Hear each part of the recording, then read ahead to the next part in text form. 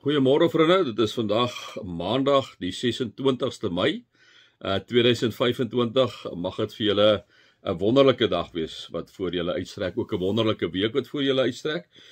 Net 'n bietjie herinnering, ons het donderdag die 29ste Mei het ons 8:00 die oggend het ons hemelvaarts preek by die kerk. Julle is welkom om by te woon. Ons wil jy sê dat jy 8:00 moet kom, maar wanneer jy dan laat kom by die werk en hulle vir jou vra kom jy laat, is dat jy daaroor kan getuig, né? As iemand vir jou vra en hy mos nou vir jou gevra, dan kan jy sê. So 8:00 het ons die hemelvaartsdiens en dan Saterdag ons bazaar die 31ste, al die lekker liewe vriende, kom gerus. Ons begin gewoonlik so hier by 8:30, 8:45 se kant, amptelik 9:00, maar kom ons sommer so 'n bietjie loop maar rond en kom geniet dit saam met ons wanneer ons so lekker by mekaar is. Eerskomende Saterdag, die 31ste. Kom ons raak net so vir 'n wyle stil.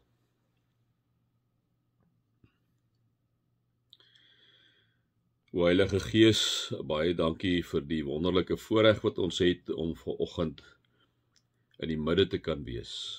Dankie vir 'n nuwe week.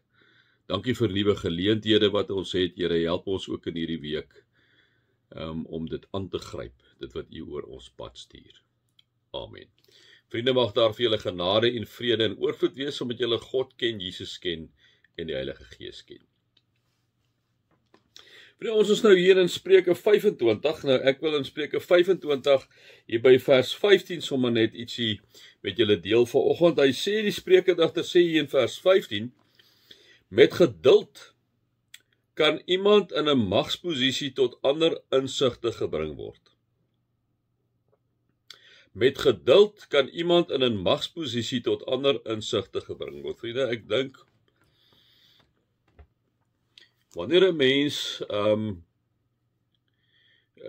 dikwels, kom ons praat nou maar oor 'n jeethoof, né? 'n jeethoof wat 'n leier is. Wanneer jy met so iemand in gesprek gaan, help dit nie jy is ook 'n jeethoof nie. Help dit nie dat jy ook iemand is wat die ander ene aanvat nie, né? Ek dink wanneer 'n ou in 'n gesprek is waar iemand aanvallend is, wat in 'n magsposisie is, en wanneer jy, liewe vriende, daardie persoon dan rustig uitluister, en rustig net op antwoord, dan gooi jy nie olie op die vuur nie. Die oomblik wanneer ek en jy, as ons in so 'n posisie is, dit kan nou wees met jou werkgewer, dit kan nou wees in die politieke situasie, dit kan selfs wees, dit is maar meerendeels hierso te doen met mense wat in magsposisies is, né? So, as jou werkgewer kan 'n politieke kringe wees, en ons sien natuurlik dit ook in jou magte. Nou in die magte het jy nie veel onderhandelinge nie, want ek bedoel die dissipline wat gaan as jy nou sommer van jou bevelvoerder sal verskil, né? Maar as jy hom nou self, jy kan nie as 'n troep met jou bevelvoerder verskil nie, maar as jy dan in die range is, kan jy na die tyd na jou bevelvoerder toe gaan en rustig met hom gaan praat. En met 'n geduld kan iemand in 'n magsposisie tot ander insigte gebring word. Ek dink mense moet daai onderskeidingsvermoë hê om te luister, want jy kry baie mense wat baie vinnig is wat in 'n magsposisie is omdat hy mag het. So jy moet jou mond hou en jy moet luister, né? En jy weet dit werk deesdae nie meer so nie. En dit is baie keer nodig dat jy daai ou jy is klaar of hy vrou klaar laat praat rustig. En miskien baie keer na die tyd gaan sien wanneer dit 'n one-on-one is. En dan met die persoon praat, dat jy hom nie voor die ander mense aanvat nie, want dit kan wees dat daai in bedreig voel. En dan raak hy nog onbeskof ook daarbey saam, né? Maar baie keer dit los, daar's tye, dis waar die onderskeidingsvermoë ingaan, waar 'n ou op 'n baie rustige manier met daai persoon moet praat, né? Met geduld kan hê en eerder vir die persoon teruggooi om te sê, ek wil net doodseker maak dat ek jou reg gehoor het, dis wat jy sê, dis wat jy sê, dis wat jy sê. Gee 'n bietjie daai ou in die magsposisie ook kans om miskien so 'n bietjie af te koel, bietjie rustiger te raak wanneer jy dit vir hom teruggooi, né? Bietjie dink oor, nadat jy het gesê het, laat jy hom dink, jy dink self 'n bietjie. En in daai moment dat jy vir die Here bid en sê, Here, gee vir my wysheid, wat se antwoord moet ek gee? Here, help my op hierdie moment. Dis splitsekondes wat dit gebeur, hè. Here, help my in hierdie moment. Moet ek nou iets sê? Of moet ek hom eerder later gaan sien? En dat die Here vir jou help en vir jou daai aanvoeling gee wat jy moet doen, hè. Maar dit met geduld wees. Iemand wat geduldig is, dink ek, bring dit baie verder in enige konfliksituasie. Ek het in my eie lewe al gesien, ek was so 2 keer al totaal buite koers gewees met iemand. En dit is, that's not good. That's not good. Mens moet altyd baie mooi daarna kyk. Ek bedoel, jy moet eintlik geduld hê, vergeet eers van 'n magsposisie, geduld hê met almal rondom. In die huis ook. As jy 'n man is in die huis, jy's nie jy het nie mag oor jou vrou nie, maar baie keer is die mans ons nog groter en sterker en hulle kan baie maklik kan van die man so autoritair oorkom, né?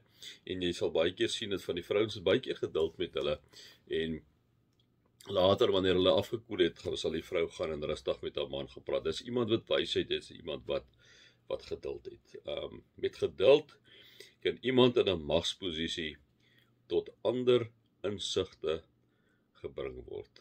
Met geduld kan iemand in 'n magsposisie tot ander insigte gebring word. En dit is ook baie keer om iemand wat in 'n magsposisie is, wanneer jy vir hom die vraag vra, wanneer jy vir hom sê, jy verstaan dit so, wanneer en dan vir die persoon te sê, jy het 'n suggestie om te maak met nederigheid dan daarin te kom, te sê, jy het 'n suggestie om te maak, miskien verstaan jy dit verkeerd, daai taal wat ou gebruik, miskien verstaan jy dit verkeerd, maar jy wil iets het gee om oor te dink, maar van die tafel, en dan gee jy jou opinie wat jy ook daar gee, né?